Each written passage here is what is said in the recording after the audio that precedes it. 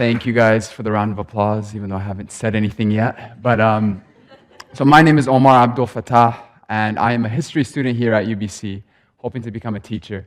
And today I would like to talk about a very contentious topic, but it's something I think is very worth discussing, and that is the relationship between logic, science, and faith.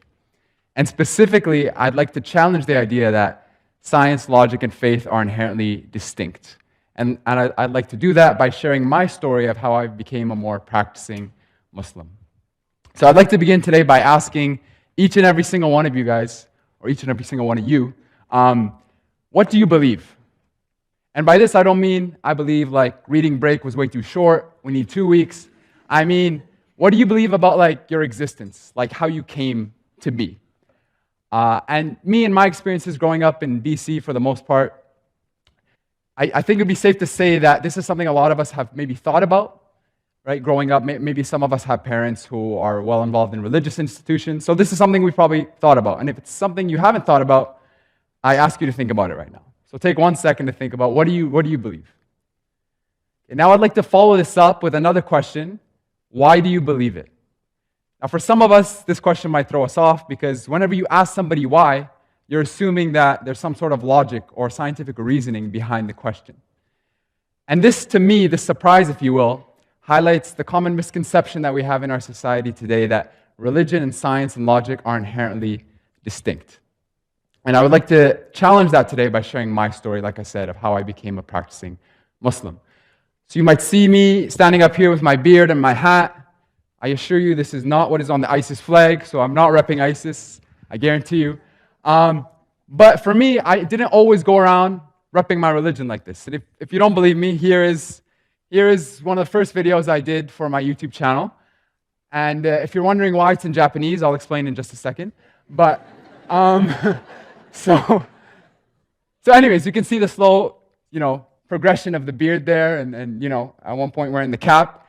It didn't just happen overnight. This was a very intellectual, it was a long intellectual, spiritual struggle. And so, basically, now to the Japanese part. So 2 years ago, I had the opportunity to work in Japan, and I got a job teaching English. And this job was kind of like an open placement. So I applied for the program, but they could put me anywhere in Japan. And so I ended up on this island. So this island is beautiful, yes. I slightly edited it, just a little bit. But this entire island is actually smaller than Stanley Park. So I went to live on this island. If you're wondering where this island is, this is Japan, you guys know, and this is my island down there in Okinawa. Yeah, Okinawa Prefecture. So you can imagine a foreigner like myself, being born and raised in the lower mainland, New Westminster for the most part, going to an island like this with a population of 390 people, according to City Hall. Going to an island like this, it was a huge shock for me. I didn't speak Japanese at all. I didn't even know how to cook or do laundry on my own. This was a huge transition for me. And it was also a huge transition for the people on the island. So when they see someone who's like 6'3", and one thing I often heard was like, "Oh, shinsho ga takai desu ne." Like, your height is really tall, basically. That's one thing I heard. So obviously stood out. But surprisingly, there was one other person on the island who was almost my height. But his height earned him a special name. They called him Jumbo-san. And san means like the honorific term. Anyways, so me and Jumbo-san, basically. So I go onto this island, and you can imagine I'm feeling pretty much like a superstar. Everyone's inviting me to their house. I get regularly invited to the 3 bars on the island. And, I'm feeling pretty good about myself. But eventually, all that fades. And I get used to the routine. So I'm going to school, I'm teaching English, and then I come back home, and I'm just getting used to the routine. And I'm like, really, what is the point of life anymore? And it wasn't really a depressive thought at first, but it was just like, I've just gotten so used to it, like, what am I living for at this time? And everything that made me comfortable was kind of taken away from me. So I had my language, for one. I couldn't speak Japanese when I first came there. That was gone. I had my friends, that was all gone. My parents, that was gone. My school, school was a huge source of confidence for me. That was gone because I graduated at the time. So I found myself really getting used to the routine. And for me, this meant sinking into my own thoughts a lot. And the one thing that I had to hang on to was my faith. That was the one thing I had to hang on to. So I remember in prayer, like really for the first time in my life, thinking about my religion. Right? I was always a Muslim, alhamdulillah, but this was the first time in my life I was thinking about my religion. So I'd be praying, and I started actually crying. And because I would start to think about what I was actually saying in my prayer. But when you put all your baskets in, or when you put all your money, let's say, or all your eggs in one basket, then you really have to make sure that what you invested in is true. Right? It's like investing all your money in Bitcoin, and then you lose your job, and you're like, what is Bitcoin? I have no idea. Right? So I started, for the first time in my life, I was like, I need to make sure that my religion is true. I don't want to just do this because my parents are doing this, right? I don't want to blindly follow what my parents are following. So I started a scientific experiment, you could say. And it started with this claim. So one of the reasons Muslims believe that the Quran is the word of God, it's not man-made, is because the book has no contradictions in it. Or that was the claim. So instead of accepting this blindly, I decided to actually do a scientific experiment. And I should just mention that this claim is actually founded in the Quran. It's an argument that comes from within the Quran. So for example, chapter 2, verse 2 says, هَذَا الْكِتَابُ لَا رَيْبَ فِيهِ هُدًى لِلْمُتَّقِينَ. This is a book about which there is no doubt, guidance for those who are God-conscious. And in chapter 4, verse 82, أَفَلَا يَتَدَبَّرُونَ الْقُرْآنَ وَلَوْ كَانَ مِنْ عِنْدِ غَيْرِ اللَّهِ لَوَجَدُوا فِيهِ اخْتِلَافًا كَثِيرًا. If this book was from any other than God, there would have been within it many contradictions. So this is a claim that comes from within the Quran. So I thought in my head, I was like, if there are contradictions in the Quran, surely the internet would have them. So I started searching online, and this is one example of an apparent contradiction that I came across. This is one of the first ones. So I don't want to prejudice your opinions in any way, so I'm just going to put these verses out here, and then you can decide if it's a contradiction or not. So this is the first verse. Take a second to read it. Here's the second verse.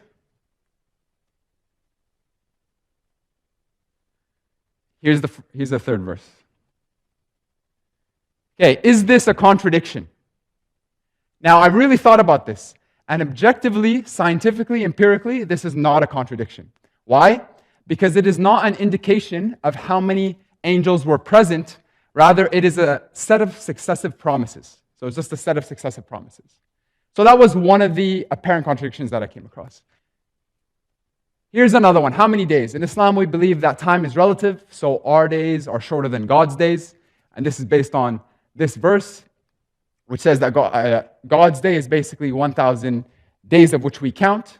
So this is one verse. Here is the other one. Is this a contradiction? If you read the second verse, it's actually talking about the day of judgment, which we believe is going to be so hard on people that it's going to feel like basically 50,000 years. The second verse isn't actually talking about a day of God, it's talking about the day of judgment. And I don't want anybody to blindly accept what I'm telling you. If you kind of doubt what I'm saying, go and look up the verses yourself. Like, here are the references. Chapter 70, verse 4. So, that was the first part of my scientific inquiry. I'll just go back to that. Yeah, that was the first part of my scientific inquiry. And what I basically did here was I took a claim that validated my religion and I tested it. I empirically tested it. That was one claim. That's one of the reasons why we believe that the Quran is the word of God. But that's not the only reason. Here's another reason. There are no scientific errors in the Quran. One belief that we have in Islam is that the Quran not only is consistent with science, but it supersedes science. It precedes science. Because some of the things that are mentioned in the Quran 1,400 years ago have only been discovered recently. So I decided to actually test this out for myself instead of blindly accept it. So this is one example of a scientific miracle, you could say, in the Quran. It is He who has made the sun a shining light and the moon a derived light. So I want to focus your attention on these two underlined terms. I had no idea that the sun is its own light and the moon is actually a reflected light. I had no idea whatsoever. So when I discovered this, this really boggled my mind. And just to clarify one thing, no, this is actually not in this verse, it's the next verse. But so in this specific verse, there are two words used to describe the different lights of the moon and the sun. The word for the sun is siraj, which is like a torch, if you will. And the word for the moon is nur, which is like the light reflected on the wall, the reflected light. So I found this to be pretty amazing. That was one example. Here's another one. There are elements of the Big Bang theory that are present in the Quran. So here's an example. أَوَلَمْ يَرَ الَّذِينَ كَفَرُوا أَنَّ السَّمَاوَاتِ وَالْأَرْضَ كَانَتَا رَتْقًا فَفَتَقْنَاهُمَا. Have those who disbelieve not considered that the heavens and the earth, and by heavens it means galaxies, were once a joint entity, and then we separated them. So we discovered in 1929 with Edwin Hubble's observations that the universe was actually expanding. And basically what he observed is that planets, or stars actually, they're going away from each other at a pretty rapid rate. So this is one of the reasons why we believe that the heavens and the earth, or the galaxies and the earth, were once closer together than they are now. And the whole idea of expansion is presented in this next verse. And we are its expander. So this was mentioned 1400 years ago, and it was only confirmed by Edwin Hubble in 1929. So for me, it wasn't so much amazing that this was consistent with the Quran, but what was amazing to me was that there wasn't a single verse that I came across in the Quran that was inconsistent with science. And to me, what this means to me is that Prophet Muhammad, peace and blessings be upon him, did not write this book. Like logically, I thought about this when I was analyzing this. People say he wrote the book. But I thought, you know what, I had no idea that the moon was a reflected light, or I had no idea that the universe was expanding, but how did he know? And he lived 1400 years ago when there wasn't Google. He couldn't just Google things. So that was the second part of my scientific experiment. Then I realized, okay, this makes sense. What I was taught as a kid wasn't just lies. I validated it. I looked at it myself. But what about evolution, right? Isn't that another thing that completely contradicts everything that I've learned as a Muslim? What about evolution? And so I began to study evolution. And here's what I realized about evolution. Whether you accept evolution, or if I were to accept evolution and every single thing that it states, that doesn't justify me becoming an atheist, or it doesn't justify me being an agnostic. Why? Because the theory of evolution in and of itself doesn't explain the origins of the universe. And I would argue further that it doesn't really explain the origins of the first organism, because every discourse on evolution assumes that things can reproduce. So a question that I had in my head was, okay, I was like, take me back to the first organism. How did it even get the ability to reproduce? And even if you accept that, you still have to explain the origins of the universe. So that was one thing I realized about evolution. The second thing I realized was whether I choose to devote my life to Islam or whether I take a more agnostic, secular route, either way, I'm being involved in blind faith, right? Many religious people, they blindly take the followings of their scholars, just like many people who believe in science blindly accept what their textbook tells them or what their scientists tell them, right? I mean, take for example the idea of evolution. How many people who believe in evolution have ever actually studied the archaeological record themselves? Or how many have actually looked at the journal articles themselves, even though it's free to do with UBC Library website, right? So few people do this. And so ultimately, the point is here that what I'm trying to get at is my journey to faith really was an intellectual process. I didn't just have a vision one night and I'm like, yes, Allahu Akbar, It really was a slow intellectual process. And it still, in a way, is. For me, the reason why I get up every morning before sunrise to pray is for this reason, because I believe this is the truth intellectually, logically, and spiritually. And so, what can any of you guys, or any of you, take away from this? Right? You guys have heard a lot of amazing TED Talks today, but I don't believe in knowledge without application. Right? You should listen to something and you should actually implement it in your life. So I'd like to leave us all with one verse from the Quran. And this verse is presented in the context of a theological debate, but it's still something that I try to live my life with every day. It's still something I try to live my life by. So the verse is, قُلْ هَاتُوا بُرْهَانَكُمْ إِن كُنْتُمْ صَادِقِينَ. Present your evidence if you are truthful. Okay? And so my message today is, no matter what you're exposed to, always ask questions, always critically think, always seek evidence, always ask for evidence. So if somebody comes today to you or tomorrow and says, Justin Trudeau just abolished taxes, don't just blindly accept them. Don't rip up your T4, right? Hang on to it, right?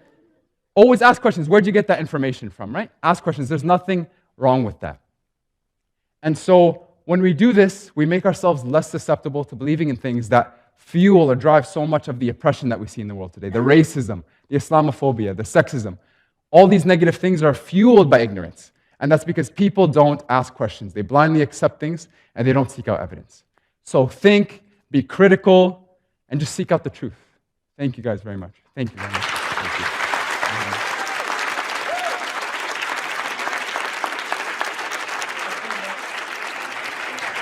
Thank you.